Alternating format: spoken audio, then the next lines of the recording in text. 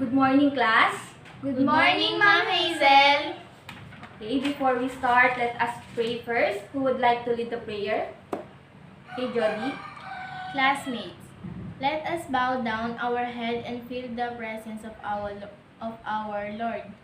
Dear Lord, thank you for all the blessings. Forgive us with our sins. Help us all as we study our lesson. Give us the knowledge that we need and guide us all, especially our teacher. Amen. Amen. Class, before you take your seats, kindly pick up the pieces of papers under your chairs and arrange it properly. Okay, you may now take your seats. Class Secretary, is there any absent for today? No one is absent today, ma'am. Very good. Class, last time I gave you an assignment. Are you done with your assignment? Yes, ma'am. Yes, Ma'am. Okay, if you're done, kindly pass it to the center aisle and then forward. And later, I will check it. Thank you. Before we start our new discussion, let's have some recall about our last topic yesterday. What was our last topic yesterday? Ma'am, Hey, Rika. our topic yesterday is all about food chains and food web. We have also discussed the different types of consumers. Hey, very good. Then who can differentiate to me a producer from a consumer? Ma'am, Rika? a producer is an organism that makes its own food, while on the other hand, the consumers are the organisms that rely on other organisms for food to get energy. Very good. Now, who can explain to me the difference between a food chain and a food web? Yes, Monica? The difference between the two is that a food chain follows one path of energy and materials between species, while a food web is more complex and is a whole system of connected food chains. Very good. There are three kinds of consumers. Can you name those consumers? Ma'am, Okay. Nikki? the three types of consumers are the herbivore, carnivore, and omnivore. Very good. Now that you fully understood our lesson yesterday, we will now watch a video that is related to our new topic. All you have to do is to write the important information or ideas that you will gain from the video, and later you will have an activity. Is that clear? Yes, Ma'am. Are you ready to watch the video? Yes, Ma'am. Okay, here it is. And all around the earth, the water cycle takes the water and moves it up and down. And all around the earth, the water cycle takes the water and moves it up and down. And all around the earth, the water cycle takes the water and moves it up and down. And all around the earth. Evaporation comes when the heat from the sun warms up all the groundwater, then it turns to water vapor.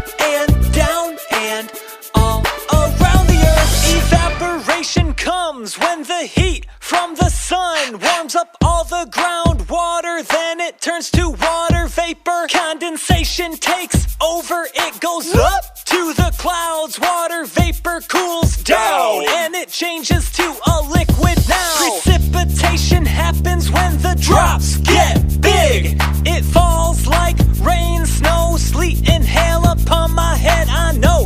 It's the water cycle happening again.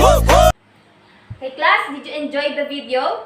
Yes, ma'am. Did you enjoy the video? Yes, ma'am. Okay, very good. Did you understand it? Yes, ma'am. Very good. If you do so, who can tell to me what was the video all about? Ma'am, Yes, please. based from the title itself, the video is about water cycle. Very good. Then who can give me an idea? What is a water cycle? Yes. Based from the video, water cycle takes the water moves up and down all around the earth. Very good. Any other idea from the class? Ma'am, Okay. a water cycle is a continuous movement of water within the earth and atmosphere. Okay, very good. Class, based from the video that we watched, what are the 3 things that you saw that are important in the process of water cycle?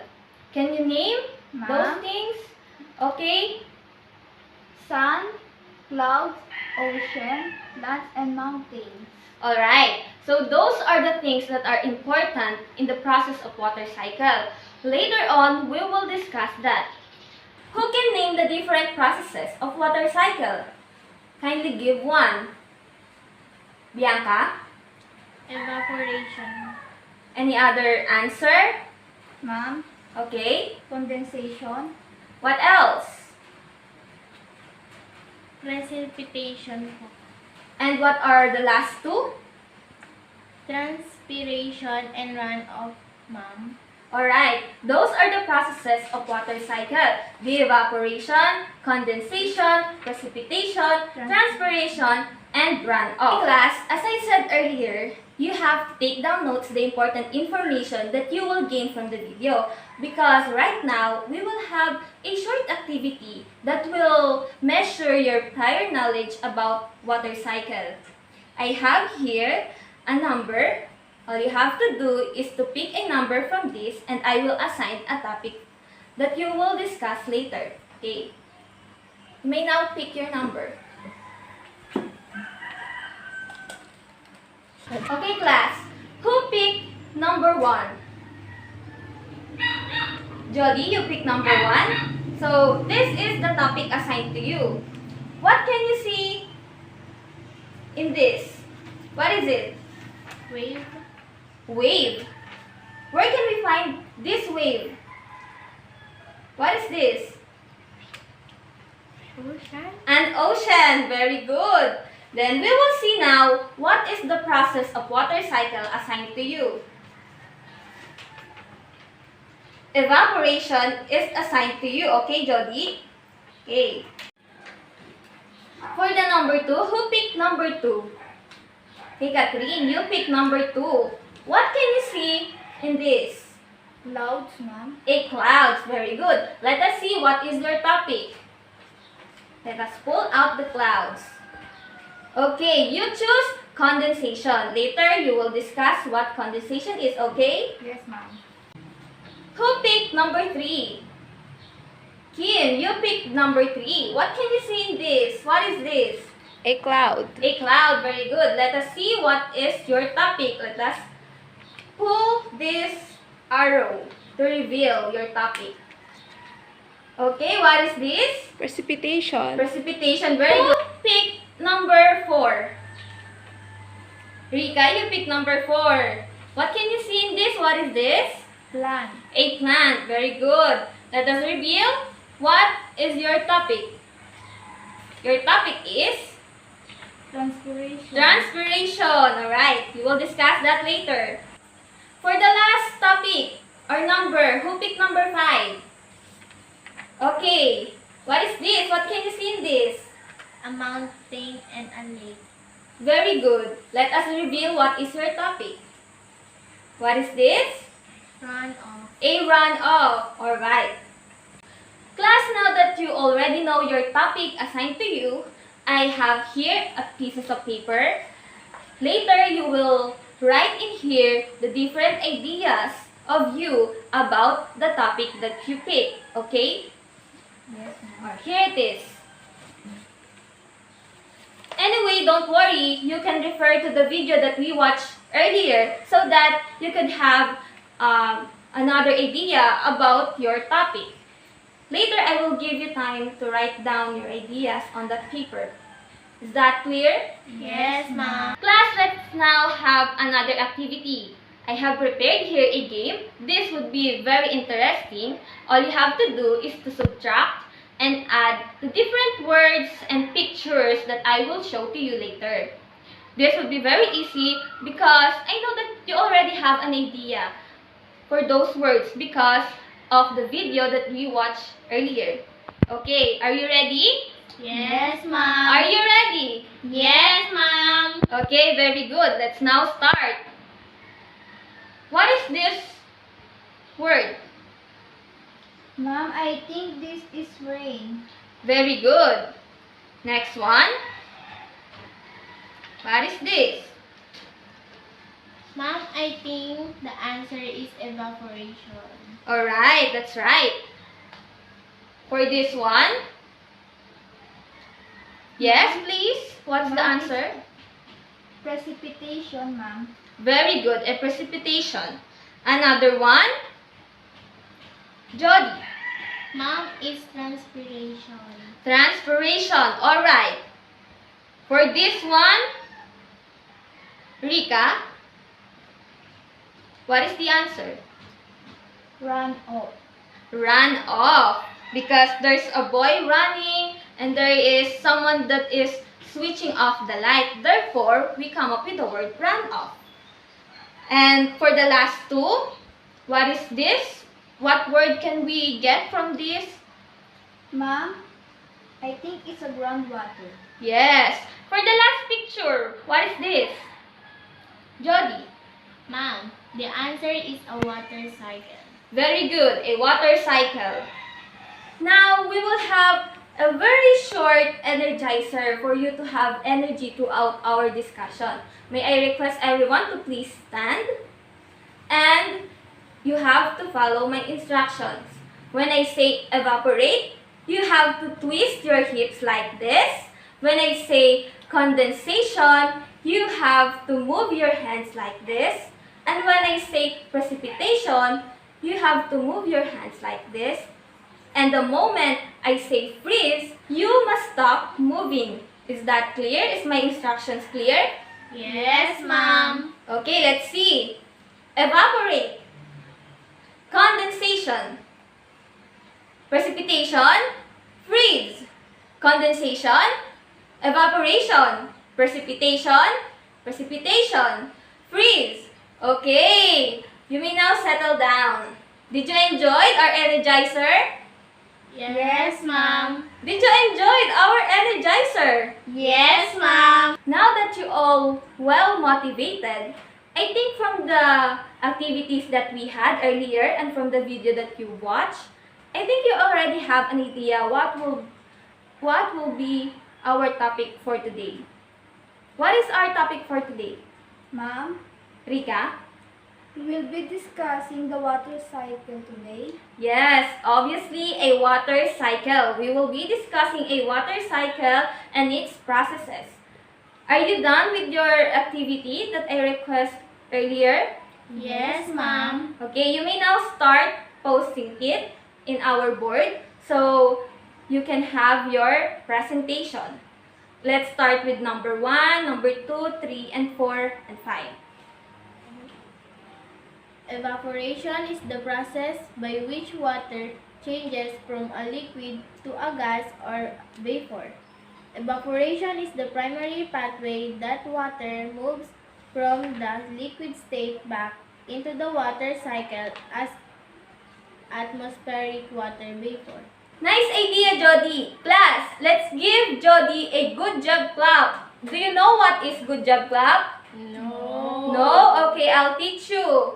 I'll show to you what is good job clap. You are going to have this thumbs up and then swing it like this while spelling out the word good job and then clap, clap. Okay, everyone. 1, 2, 3, go! G-O-O-D-J-O-B, good job, good job. For the next presentation or presenter, Condensation is the process where water vapor becomes a liquid. It is the reverse of evaporation where liquid water becomes a vapor. very good, Rika. Class, let's give Rika a mosquito clap. 1, 2, 3, go! 1, 2, 3, 4, 5, 6, 7, 8, 9, 10. Okay, for the next, who will present? Precipitation is any liquid or frozen water that forms in the atmosphere and falls back to the earth. It is one of the three major parts of the global water cycle. Nice idea, Kim. Class, let's give Kim a love clap. Okay, 1, 2, 3, go. L-O-V-E, L-O-V-E, love. Okay, for the next presenter, please. Transpiration is the process of water movement through a plant and its evaporation from aerial parts such as leaves, stems, and flowers. Water is necessary for plants, but only a small amount of water taken up by the roots is used for growth and metabolism. Okay, very good. Nice idea. Class, let's give your classmate an amazing clap. Okay, 1, 2, 3. 1, 2, 3. 1, 2, 3. Amazing! Next presenter, please. Runoff occurs when there is more water than land can absorb. The excess liquid flows across the surface of the land and into nearby creeks, streams, or ponds. Nice idea. For that, let's give your classmate a Chris Aquino clap. Okay? 1, 2, 3. 1, 2, 3. Correct! All your ideas are correct and I feel so proud because you have your prior knowledge about water cycle.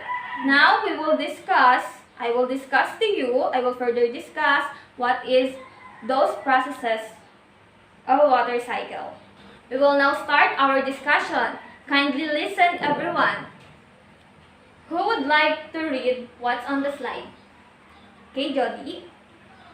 Water never leaves the earth. It is constantly being cycled through the atmosphere, ocean, and land.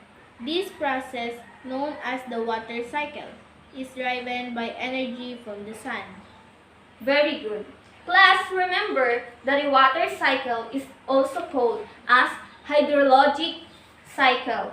Hydro means water. So that is a water cycle. And yes, it's true that water never leaves the earth because the movement of water is continuous. That's why we call it a water cycle because it has no ending.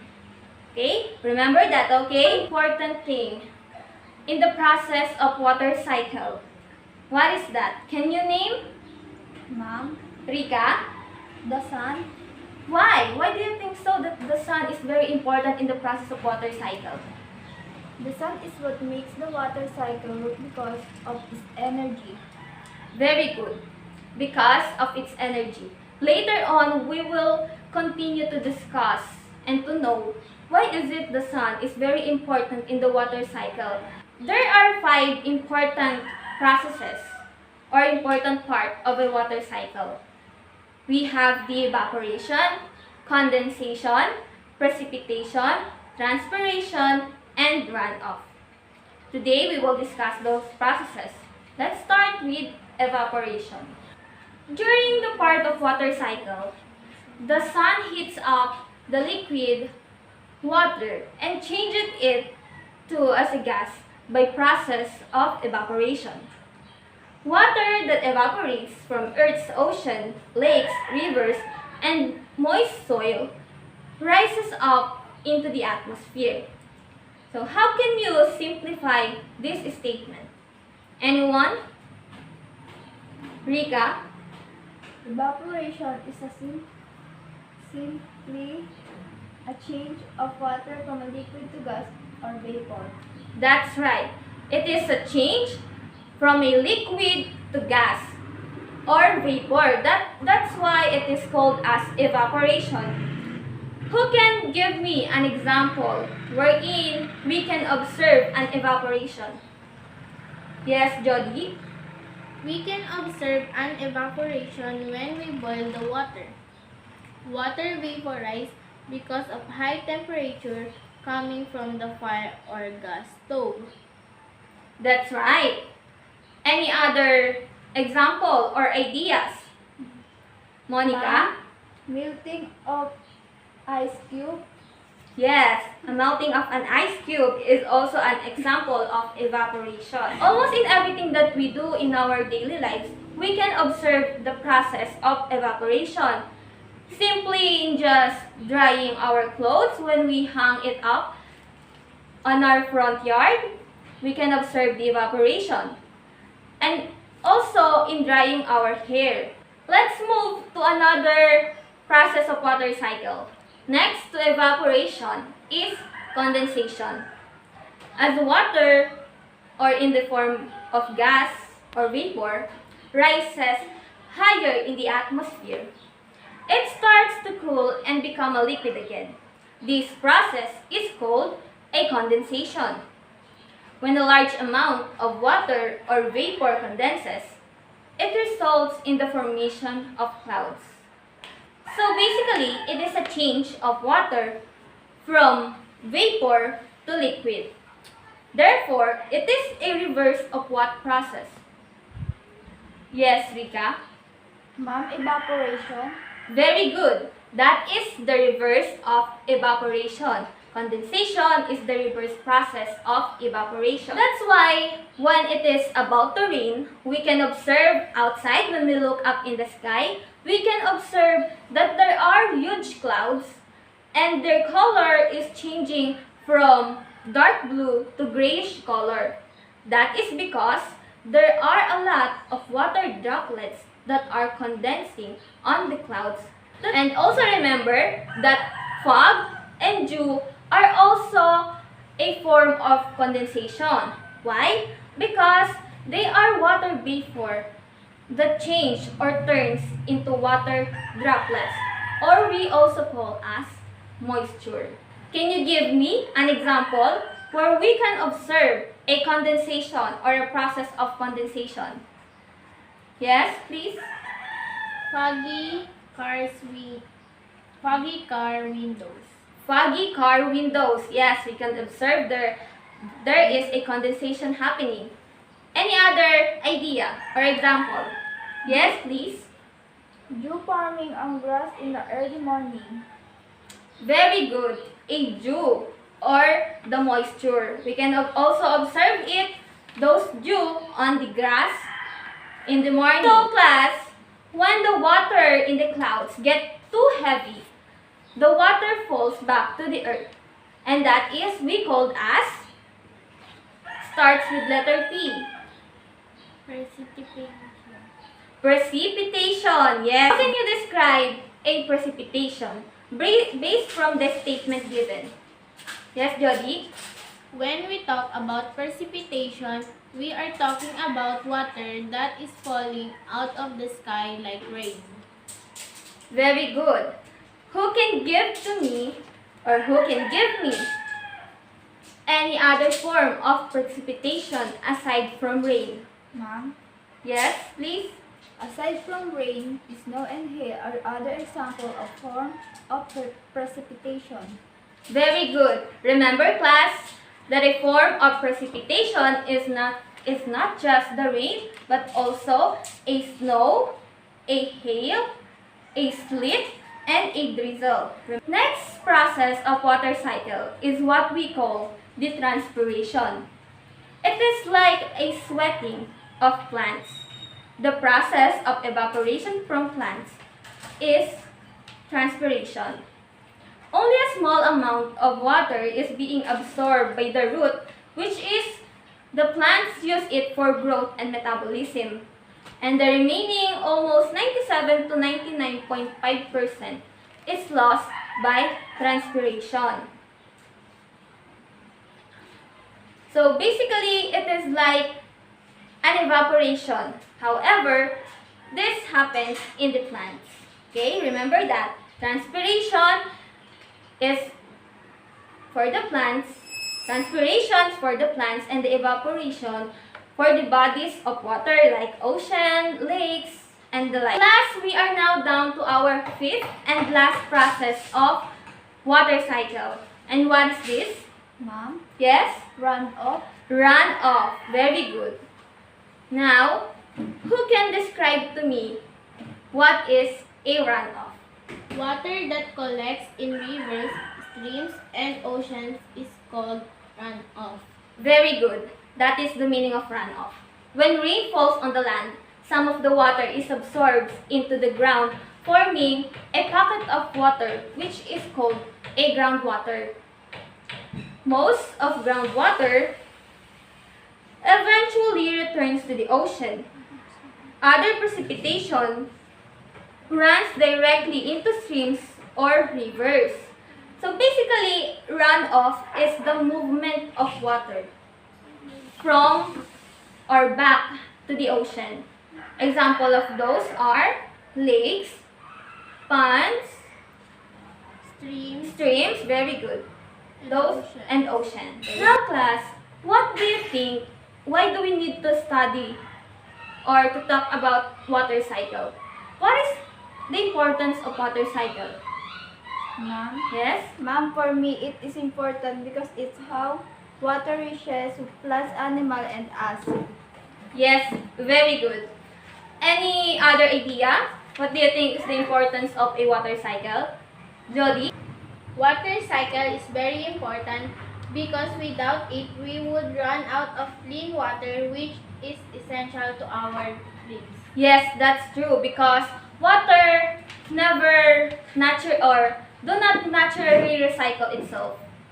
And class, always remember that we should make a move to conserve water because water is life. Class, do you have questions? Do you want to ask something? None, ma'am. So class, if you don't have any questions, let's now have another activity. Okay, let me read the instructions. So kindly listen, okay? On a long bond paper, draw and label the process of water cycle. You may use any coloring materials. Let me read the criteria so you can have an idea how you will create your work or your activity. For the criteria, number 1, the drawing looks similar to what was observed or taught. That would be 20%. Drawing includes complete details of the process of water cycle, which is 40%. Drawing is accurately labeled for 20%. Drawing is legible and enough to see all details. That is 10%. And for the last or remaining 10%, drawing shows creativity and originality. So it's time to show your creativity and originality. Okay, are you ready to do your activity?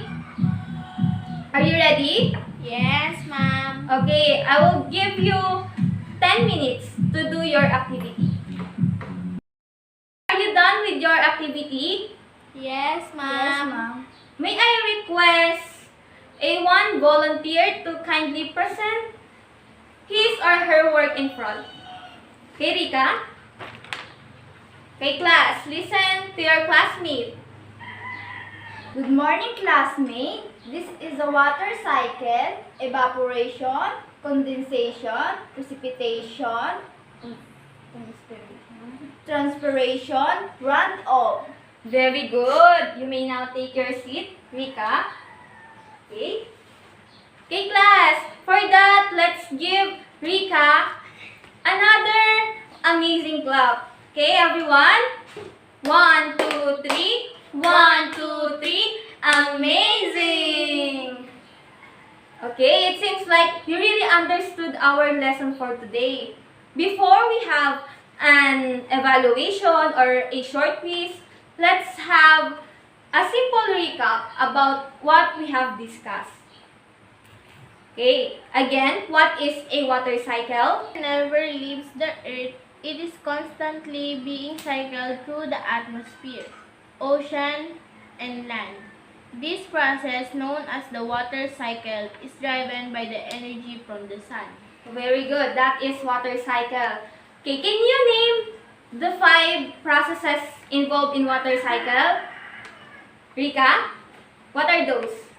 Evaporation, condensation, precipitation, transpiration, runoff. Okay, those are the 5 processes that are important or the processes involved in water cycle. Who can differentiate to me the difference between evaporation and condensation? Jody?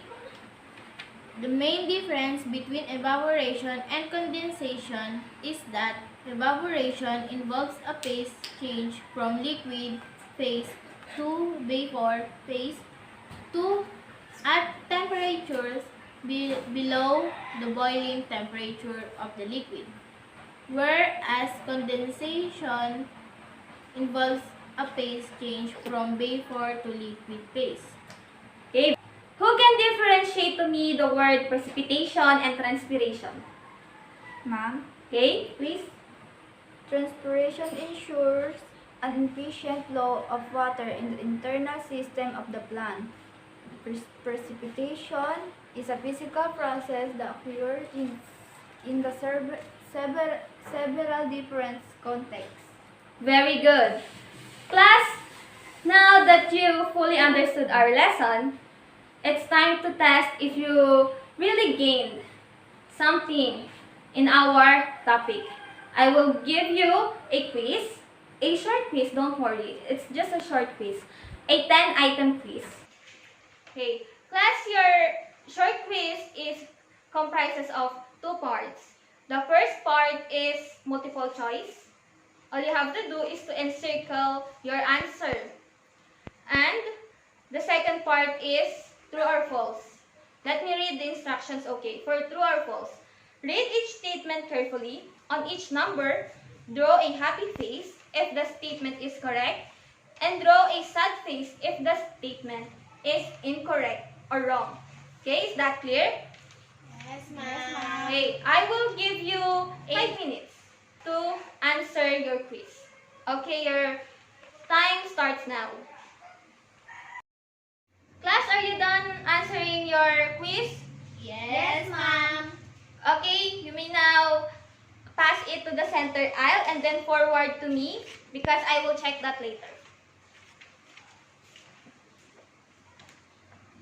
Thank you. Class, for your assignment, here is your assignment. Anyone, kindly please read your assignment or instructions. Jody?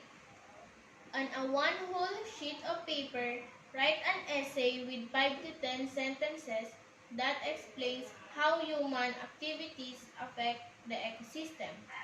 The submission of assignments will be on the next meeting. Class, that is your assignment. You will submit that on our next meeting. Is that clear? Yes, ma'am. Okay, very good.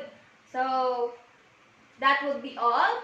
That would be our discussion for today. I hope that you learned something from our discussion. Did you learn something? Yes, ma'am. Okay, very good. See you on our next discussion.